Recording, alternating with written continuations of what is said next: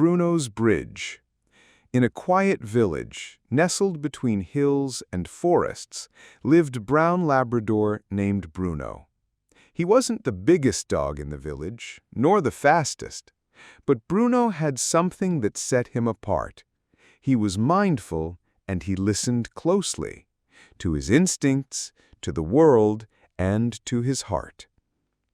Bruno belonged to an old man named Albert, a retired schoolteacher who lived a simple life.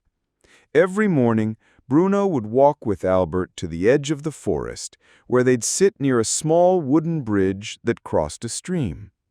They enjoyed the breeze, the rustling leaves, and the smell of earth. Albert often said, "The mind that listens leads the way." Bruno would wag his tail in silent agreement. One day, after their usual walk, Albert slipped while getting up from the bench. He clutched his chest and fell to the ground. Bruno rushed to him, barking and nudging, but Albert couldn't move. His breathing was heavy and he was in pain. Bruno had never faced anything like this before. Panic surged inside him, but he paused. He remembered Albert's words. The mind that listens leads the way. So Bruno closed his eyes for a second, calmed his racing heart, and acted mindfully. He knew there was a clinic in the village, but it was on the other side of the stream, and the bridge had broken days ago in a storm. People had warned everyone not to cross it. Still, Bruno ran to the edge of the bridge and looked across. On the far side, he could see the village road. If he could cross, he might find someone who could help Albert. The stream rushed below him. The broken planks of the bridge were slippery, tilted, and dangerous. A single wrong step, and Bruno could fall into the water. But he didn't rush. He looked at the bridge, studied each plank, tested one paw, then another, always steady. Every movement was deliberate, focused, calculated. Midway, one of the planks cracked under his weight. Bruno jumped back instinctively and looked for another path, his eyes scanning like a trained climber. Then he spotted a narrow beam on the side, barely wide enough for his paws. Bruno slowly balanced on it and crossed to the other side.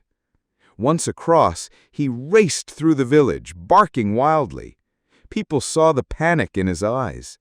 Recognizing him as Albert's dog, a few villagers followed him. Bruno led them back across the forest path, back to the bridge. But they stopped. "The bridge is broken," someone shouted. Bruno turned, barked at them, and then did something incredible. He crossed the bridge again, just as mindfully as before, showing them how he did it, step by step. The villagers watched, amazed. Inspired by his bravery and intelligence, a few agile men followed his path across the beam, while others ran to get help from the longer road.